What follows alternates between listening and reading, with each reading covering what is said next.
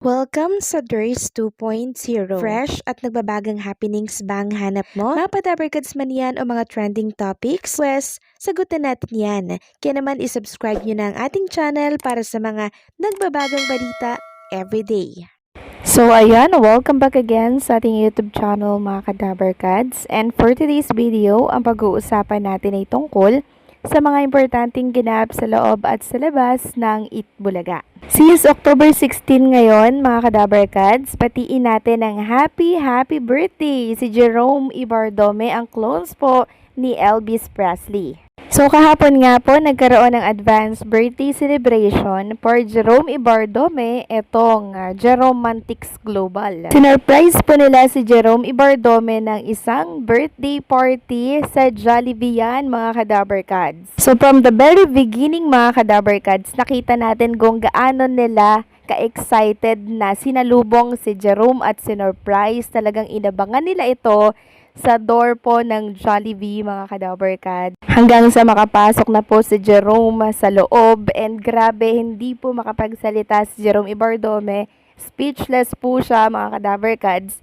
nang makita niya kung gaano kadami yung nag-aantay sa kanya at nagtitipon para po i-celebrate yung birthday ni Jerome Ibardome, which is today, October 16, 2025. Napatulala na lang po si Jerome Ibardome mga Kadabarkads nang makita niya po kung gaano nag-prepare ang Jeromantics Global. Talagang may pa-tarpaulin, may pa-banner pa po dyan para sa birthday celebration po ni Jerome Ibardome. Imagine mga Kadabarkads, bago pa lang si Jerome Ibardome na makilala, pero ganito na karami, ganito na po kalaki yung panatiko na talaga namang nagmamahal po sa kanya, nag-prepare sa birthday celebration niya. Nakakataba po ng puso to mga Kadabarkads. Bihira po ako makakita mga Kadabarkads ng ganito. Yung bago pa lang pero ganito na agad katindi yung pagmamahal kay Jerome Ibardome. So paano pa kaya pagtagal-tagal mga Kadabarkads? Magiging isang fandom po itong Jeromantics Global dahil mas maraming sosuporta at ma-attract kay Jerome Ibardome. At dahil nga po sa pagka-overwhelm ni Jerome Ibardome sa mga nakita niya at nasaksihan niya po kahapon, sumabay na lamang po siya sa pagkanta ng birthday song mga Kadabarkads habang sumasayaw po siya. In-enjoy na lamang din po niya yung pagkagulat niya mga Kadabarkads kahapon. And another birthday surprise kay Jerome Ibardome, itong guest nila na mga brother niya, mga Kadabarkads, si Nas Poblete, si Pabarati, si Binkoy, mga Kadabarkads, yan po yung mga special guests ni Jerome Ibardome. Sobrang saya nila mga Kadabarkads. Kahit wala po ako doon, naramdam ko po yung kasiyahan ng mga nag-prepare dito for birthday celebration ni Jerome Ibardome. Walang iba kundi po ang mga Jeromantics Global. At hindi lang po yan ang surprise mga Kadabarkads. Nagkaroon din sila ng online gathering na kung saan nakausap nga po at nakasama nila sa online gathering na yon. Ito pong Alex and Channel na kung saan certified Jeromantics din po supporters. Parati ko din po siya ni Jerome Ibardome, and narinig ko nga po yung mga binitawang salita po nitong si Alex and Channel na isang international vlogger mga Kadabarkads. Sabi niya sinusuportahan niya daw po si Jerome Ibardome as Jerome Ibardome hindi dahil Elvis Presley clone siya, kundi sa angking husay at galingan nito sa kanyang talento na pinamala sa publiko. Tapos meron pa pong binitawan si Alex and Channel na kung saan, mark my word, sabi niya, mark my word, soon magiging superstar ka, na kung saan ay hindi po imposible. Kasi nakita natin kung gaano kalakas, gaano ka-charming si Jerome Ibardome sa masa. Sabi nga dito sa post ni Ma'am Christina Ignacio, happy 20th birthday Jerome Ibardome. True support is not just about cheering from the sidelines. It's about showing up, standing by, and sharing the love in every way possible. Whether it's face-to-face or through a screen, real fans know it. It's not about the hype, it's about the heart.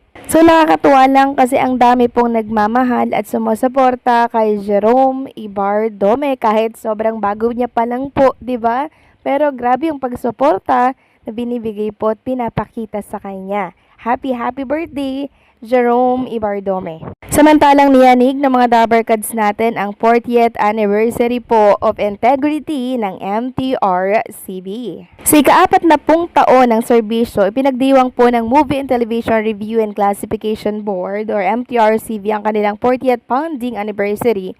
Kahapon po yan, Miyerkules, October 15, 2025, sa Soler Resort North Grand Ballroom, Quezon City. At dinaluhan po yan ng mga opisyal, media partners at mga panauhing pandangal ang makasaysayang okasyon na may temang 40 Years of Integrity. Kabilang nga po sa mga panauhin, Dabarkads natin si Jose, si Wally, syempre andyan din po si Alan Kay, si Bossing Vic Soto, si Ma'am Pauline Luna Soto, and syempre itong si Mr. MVP at ang iba pang kapitapatagan at mataas po ang pwesto dito po sa TV5. Present din po si Ma'am Jenny F, Direk Pochi, si Riza May at marami pang ibang Dabarkads natin. Di ko na maisa-isa. Andyan din si Tito Soto and syempre yung Soto family po. Present silang lahat dyan mga ka-Dabarkads at ginanap po yan dito sa Soler Resort North Grand Ballroom, Quezon City. Hindi lang po mga Dabarkads natin na taga-MTRCB at maging ang ibang mga taga-station TV station din mga ka-Dabarkads. Sabi nga dito, ang MTRCB ay patuloy na nagsisilbing gabay ng industriya sa loob ng 40 taon, tagapagtanggol ng manonood at katuwang sa pagpapaunlad ng responsableng media sa bansa. Isang makasaysayang gabi ang nagpakilala at pasasalamat, patunay na 40 taong paninindigan ng MTRCB sa integridad, serbisyo at malasakit sa sambayanang Pilipino. Present din dito pala mga ka-Dabarkads, ang mga panauhin, si Estrelita Juliano Tamano, Chairman, Federation of International Cable TV and Telecommunications Association of the Philippines o FICTAP, na nagbigay pugay sa patuloy na advokasya ng MTRCB para sa responsable at makabuluhang media content. Happy anniversary or happy 40th anniversary MTRCB. Naway mas lalo pang paigtingin ang istriktong panonood para sa ating mga kabataan. Kabataan na laging sinasabi na pag-asa ng bayan. Samantalang next topic naman tayo, pag-usapan natin mga ka-Dabarkads, ang tungkol nga po dito sa kahilingan ng mga Dabarkads natin na pag-guestin daw po itong si Jerome Ibardome sa Itbulaga since birthday niya nga po ngayong araw. Well, tingnan natin mga ka-Dabarkads kung ano po ang magiging participation ni Jerome Ibardome. Kung present ba siya or kung di ba siya present dito. Pero hopefully mga ka-Dabarkads, makita natin siya sa Itbulaga. Muli, happy birthday Jerome Ibardome. So hanggang dito na lamang po ang update natin. Maraming salamat sa patuloy po na pagsuporta.